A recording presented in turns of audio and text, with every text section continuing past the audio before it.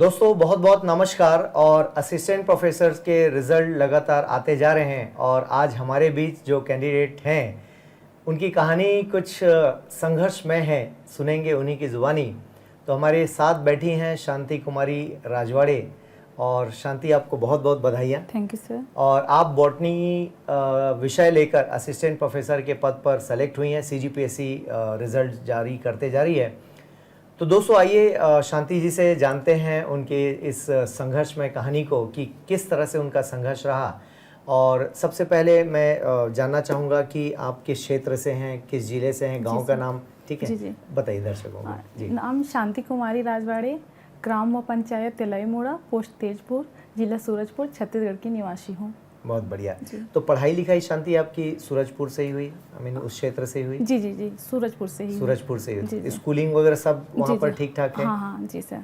तो वो एरिया कैसा है, विकसित है? सूरजपुर मैं नहीं गया हूँ जी जी जी, लेकिन जितनी जानकारी है उसमें किस तरह से पढ़ाई हुई, मतलब आप असिस्टेंट प्रोफेसर तक पहुँची तो क्या स्कूल उस तरह का था कि जिसमें हम बेहतर और कर सकते थे? सर वहाँ मेरे जिला सूरजपुर में है, लेकिन वो सूरजपुर और कोरिया जिला के बॉर्डर पे है। अच्छा। तो सूरजपुर का जो मेन स्कूल है वो मुझे दूर पड़ता, तो मुझे कोरिया जिला में ही मेरी पढ़ाई हुई। तो पहले मैं प्राइवेट में पढ़ी, 1 से 7वीं तक प्राइवेट में पढ़ी।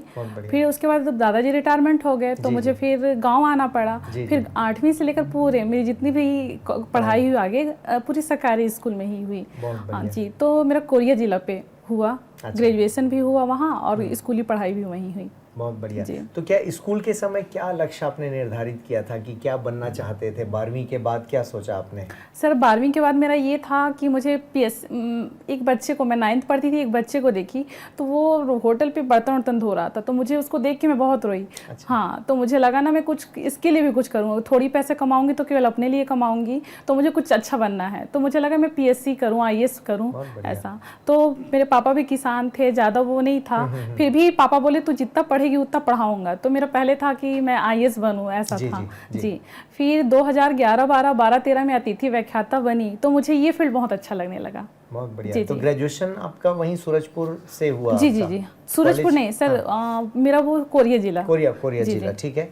तो वहाँ कौन सा कॉलेज था जहाँ से आपने ग्रेजुएशन? वो मेरा शासकीय डिग्री महाविद्यालय बैकुंठपुर। पढ़ाई अच्छे से हुई? हाँ जी जी, अच्छे से। ओके। फिर PG वगैरह कहाँ से किया आपने? PG मेरा बिलासपुर से हुआ। शासकीय राघवेंद्र राव विज्ञान महाविद्यालय बिलासपुर से हुआ। तो ये क्लियर हो गया था ग्रेजुएशन में आने के बाद कि हमें असिस्टेंट प्रोफेसर में आगे बढ़ना है? सर नहीं। अच्छा, नहीं, उस समय भी था कि IAS बनूंगी, ऐसा था। IAS बनना? जी जी जी, ऐसा। तो एग्जाम की तैयारी भी की है IAS के लिए हम? सर नहीं, क्योंकि जब मैं 2011 MSc जैसे हुआ, 11, 12, 13 में जब मैं अतिथि व्याख्याता बनी तो मुझे ये फील्ड अच्छा लगने लगा। बहुत बढ़िया। तो आपके पढ़ाई में काफ़ी बीच बीच में रुकाव ठहराव है ना? जी। ऐसा समय के साथ होता है दोस्तों, परिस्थितियां आपको अलाउ नहीं करती हैं। तो यहाँ पर हम भी देख पा रहे हैं कि ये चुनौती आपके साथ भी रही है, जी, है ना? जी। तो ग्रेजुएशन कब हुआ और अब जब जॉब लगी वो उसमें डिफरेंस कितना रहा ईयर वाइज? सर वो मेरा उस समय तो पढ़ना वो था, गांव में भी ऐसा था कि मैं जिस गांव से हूँ वहाँ तो लाइट ही नहीं था। 2014 के बाद मेरे गांव में लाइट आया। अरे हाँ, बहुत संघर्ष में आपकी पढ़ाई रही है। जी जी जी। तो गांव में तो मेरा BSc, गांव में तो मेरा पूरा ग्रेजुएशन वहाँ गांव से ही हुआ। फिर PG के लिए बिलासपुर आ गई, तो PG मेरा यहाँ से हुआ, लेकिन गाँव में उस समय लाइट भी नहीं था, नेट भी नहीं था, TV भी नहीं था। पढ़ाई कैसे आपकी हुई? आज की डेट में ये मतलब कल्पना करना कि बिना लाइट के पढ़ना है तो वाकई चुनौती भरा कार्य है। पहले के लोग जरूर कहा करते थे, हमारे माता पिता, कि हमने बिना लाइट के पढ़ाई की है। तो शायद वो जमाना फिर भी आपने देख लिया। तो क्या संघर्ष रहा उन दिनों? सर वो समय अच्छा था, मुझे सब बाकी फ्रेंड लोग यहाँ लाइट रहता था, वो बोलते थे लाइट नहीं है तो हम नहीं पढ़े, और मुझे तो मेरा कभी लाइट बंद ही नहीं होता था, तो मेरी पढ़ाई कंटिन्यू ही रहती थी। बहुत बढ़िया। हाँ, तो वैसा था। बाकी जैसे मुझे पढ़ना है तो पढ़ना है, मतलब था कि स्कूल जाना है, और स्कूल भी सर पैदल ही जाते थे, 1.5 घंटे लगते थे, 3 किलोमीटर पैदल जाना और आना, ऐसा था। अब उस क्षेत्र का विकास किस तरह से हुआ? अभी सर रोड भी बन गए हैं, लाइट भी, लेकिन स्कूल उतनी विकसित नहीं हो पाई है। ओके। जी जी। तो ऐसा मन में आता है कि इस क्षेत्र का विकास और बेहतर और हो हो सकता है। और बाकी सेल्फ वहाँ से गाइड मिलता था कि पढ़ें, लेकिन कोर्स तो कभी कंप्लीट ही नहीं हो पाता था, फिर सेल्फ ही पढ़ना था। और कोई पढ़ाए या ना पढ़ाए मुझे उससे वो नहीं था, मैं खुद ही पढ़ती थी। जैसे 1 जुलाई स्कूल खुल गया, मतलब मुझे पढ़ना है तो पढ़ना है, पर डे सारे सिलेबस को लेकर पढ़ती थी, एक चैप्टर डेली पढ़ती थी, चाहे कोई पढ़ाए या ना पढ़ाए, ऐसा था।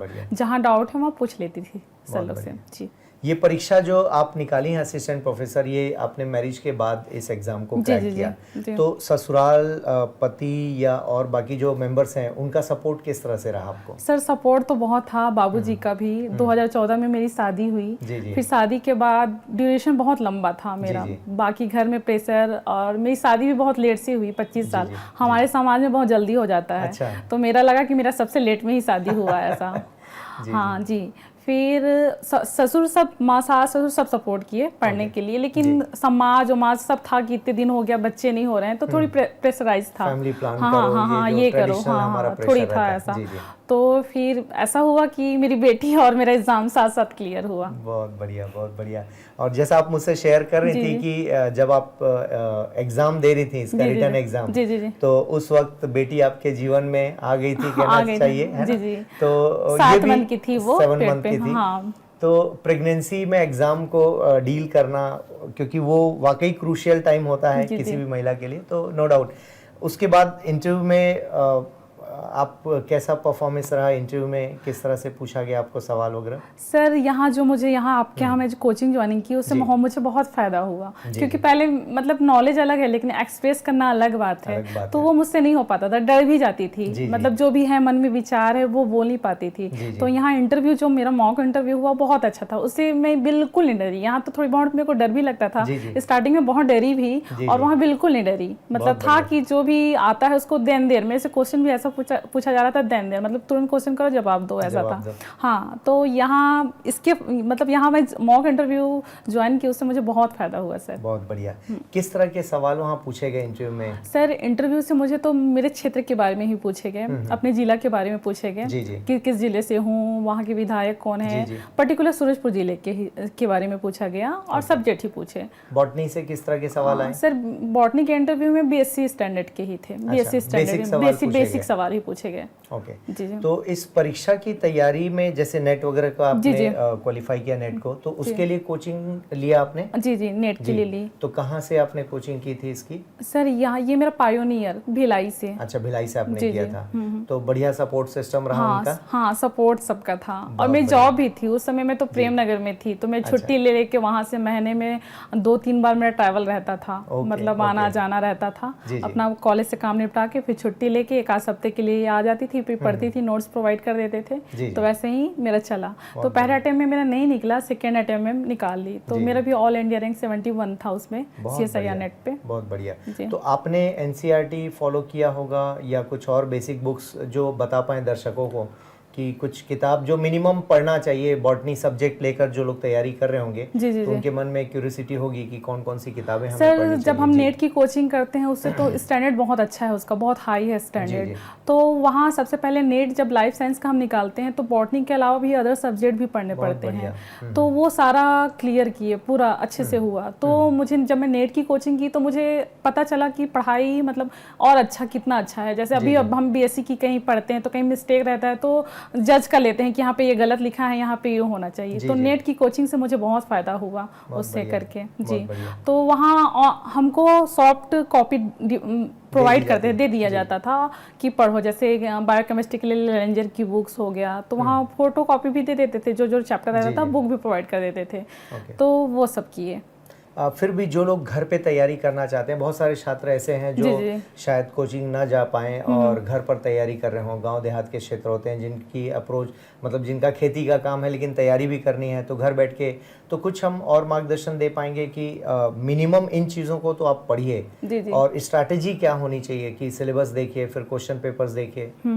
सर ये मुझे BSc फर्स्ट ईयर में थी तो मुझे नहीं पता था कि सिलेबस देख के पढ़ा जाता है सबसे पहली बात, और ऐसा था कि बिना सिलेबस देखे मैं पढ़ ली। मेरा फर्स्ट क्लास आया था, फर्स्ट डिवीजन आया था, लेकिन उस पेपर में मेरे बहुत कम मार्क्स आए थे। दोनों पेपर को मिला के पास होना था तो मैं पास हो गई। मुझे फर्स्ट ईयर के बाद पता चला कि सिलेबस देख के पढ़ना चाहिए और मैं फर्स्ट ईयर में ही सेकेंड ईयर का पढ़ ली थी, वो सेकेंड ईयर में चला गया था। जी, जी। तो वहाँ से मुझे सीख मिला कि सबसे पहले सिलेबस होना चाहिए, जी। फिर जितनी भी मटेरियल है वो कलेक्ट करना चाहिए, और ईमानदारी से एक एक चैप्टर बहुत अच्छे से, जब तक कॉन्सेप्ट क्लियर ना हो तब तक उसको पढ़ के ही आगे वो करना चाहिए। तुक्का लगाने का मतलब तुक्का नहीं, तुक्का लगाने का नहीं, क्योंकि हम नेट में CSIR नेट देते हैं तो उसमें माइनस मार्किंग है, जहाँ तुक्का लगाए वहाँ।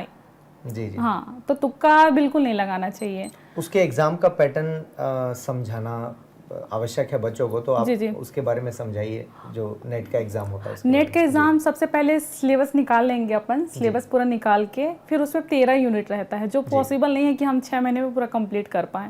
तो उसमें से रहता है कि हम 60% कवर करें, 60% 70% कवर करें। तो हमारा जिसपे सबसे अच्छा सपोर्ट है वो देखें, क्योंकि बराबर सब जितने भी सिलेबस है सब मतलब रहता है कि 10% सबसे दिया जाएगा, तो वैसा क्वेश्चन आता ही है। और माइनस मार्किंग बिल्कुल तुक्का नहीं लगाना है, एकदम अच्छे से पढ़ना है उसको, और एक्सपेरिमेंटल क्वेश्चन आते हैं। तो हाँ, अगर ऐसा होगा जैसे कोई भी है कि अगर हम इस प्लांट में ऐसा रिएक्शन हो रहा है तो कोई दूसरा प्लांट में कैसा होगा। हाँ, ये तो उसको कॉन्सेप्ट क्लियर करके ही, और हो सकता है कर सकते हैं। जब मुझे लगता है, मैं इतने गाँव की हूँ, मुझे कुछ नहीं पता था कि MSc के बाद भी पता नहीं था कि नेट क्या होता है, कुछ भी पता नहीं था। फिर धीरे धीरे खुद गाइड जिनके संपर्क में आती गई, बड़े लोग के, टीचर लोग के, तो मुझे पता चला, धीरे धीरे वो मैं की। तो मुझे लगता है मैं जब इतना कोशिश करके जल्दी मतलब बन सकती हूँ, तो मतलब बाकी लोग भी किया जा सकता है, लेकिन निर्धारित पहले से कर लेना चाहिए। जैसे मेरा टाइम बहुत लंबा हो गया, 2010 में MSc हुआ और मैं 2021 में असिस्टेंट प्रोफेसर बन रही हूँ, तो मेरा टाइम बहुत ज़्यादा हो गया। मतलब ऑलमोस्ट 10-11 साल लग गया। 10-11 साल लग गए। ठीक है। आपका माध्यम क्या था पढ़ाई का? हिंदी या इंग्लिश? हिंदी था। ओके, तो हिंदी में कितनी चुनौती है, खासकर साइंस सब्जेक्ट, बॉटनी जैसा विषय निकालने में? क्योंकि आजकल खासकर इंग्लिश वाला कल्चर डेवलप हो गया है। जी। तो उसमें मटेरियल की प्रॉब्लम नहीं आई कभी?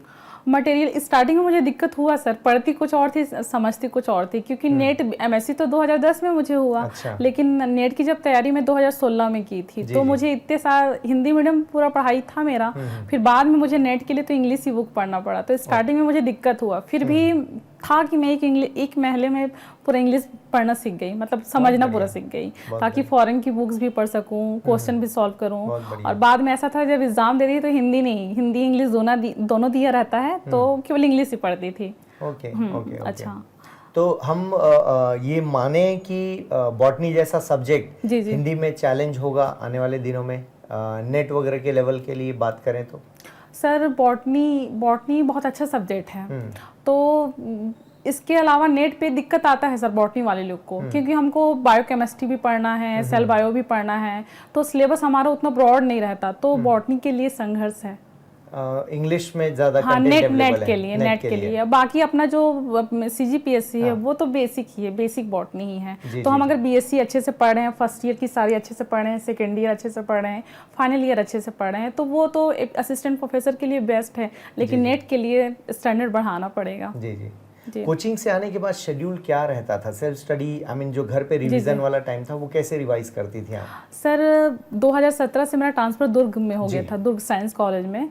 तो वहाँ आने के बाद मैं हॉस्टल में रहती थी, खाना नहीं बना पाती थी। सुबह मेरा 10:30 बजे निकलती थी और फिर अपना कोचिंग करके वही रात को शाम को आती थी, 8:30 बजे घर आती थी। फिर आके फिर फ्रेश होकर नहा धोवा लेती थी, ताकि मतलब थोड़ी एनर्जी बना रहे।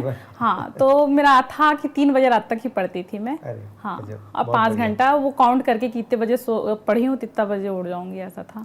हाँ। सो मतलब आपको रात में ऑफिस के बाद समय मिलता था? क्योंकि बहुत सारे छात्र हैं जो इस बात पे कंफ्यूज रहते हैं कि हमको रिवीजन कैसे करना है, कोचिंग से आने के बाद हमें और एडिशनल वर्क क्या करना है। तो कोचिंग का मटेरियल आपको सफिशिएंट था कि और एडिशनल बुक्स वगैरह आपको रेफर करनी पड़ी थी? सर वहाँ जितने प्रोवाइड किए, मेरे पास टाइम भी, जॉब भी था, ये भी था। हाँ, सफिशिएंट था। जी। बाकी जितने भी टेस्ट थे वो दिलाती थी। बाकी जब भी मुझे दिक्कत होता, मैं स्पेशली सर से कॉल करके पूछ लेती थी, जो भी दिक्कत होता है। दोस्तों देखिए किस तरह से आप एक छोटी सी जगह से निकल कर भी काम कर सकते हैं। यदि लक्ष्य आपका बड़ा है तो फिर जितनी भी चुनौतियां आती, चाहे वो बिजली ना हो या रिमोट एरिया में हो या फिर आपको फैमिली प्लान करना हो, उसके बावजूद भी, क्योंकि बहुत सारे छात्र ऐसे हैं जो इन सवालों में उलझे रहते हैं कि सर हमारी शादी हो गई, अब क्या करें, हम कैसे निकालें, कैसे पढ़ाई करें। तो हमारे सामने जीता जागता उदाहरण आपको दिखाई दे रहा है। सो ऑब्वियसली मेहनत का शायद कोई तोड़ नहीं है ऑब्वियसली, और शॉर्टकट लाइफ में नहीं है, मेरा ऐसा मानना है शांति। जी। तो हम अपने क्षेत्र जो सूरजपुर के छात्र जी। हैं उनको हम किस तरह से मोटिवेट कर पाएंगे, क्योंकि उनके मन में भी ये दुविधा होगी कि हमारे यहाँ सुविधा नहीं है, बहुत सारी दिक्कतें हैं। तो ऐसे बहुत सारे उधर के भाई बहन होंगे जो तैयारी कर रहे होंगे, बहुत सारे छात्र होंगे, जी, जी। तो उनको क्या आप समझाना चाहेंगे, क्या मैसेज देना चाहेंगे? सर मेरा ये है कि कभी ये नहीं सोचना चाहिए कि मेरे पास कुछ अभाव है तो मैं कुछ नहीं कर पाऊंगी या नहीं कर पाऊंगा। अगर हम लक्ष्य निर्धारित करते हैं कि मुझे ये बनना है, तो सपोर्ट सब साइड से मिलता है। जैसे नहीं कि मेरे यहाँ गरीब हैं तो हम नहीं कर पाएंगे, लक्ष्य बना के चलेंगे तो सारा हो जाता है। और अच्छे से ईमानदारी से कि मुझे ये करना है, अब बनना है, लक्ष्य बनाते हैं कि मुझे ये बनना है, उसी हिसाब से हम मेहनत भी करें और कोई रोक नहीं सकता फिर उस मुकाम तक पहुंचने के लिए। आपका इरादा आईएएस और पीएससी का रहा है, तो जी, आगे और देना चाहेंगे इस परीक्षा को? सर अभी तो मैं अपनी बच्ची को देना चाहती हूँ बहुत टाइम, बढ़िया, फिर उसके बाद मुझे लगता है उसको टाइम देने के बाद अभी पीएचडी भी एनरोल हूँ तो उस पर भी अच्छे से काम कर लूँ ताकि मैं किसी और को भी करा सकूँ। तो अध्ययन अभी में और आगे बढ़ना है। हाँ तो जी।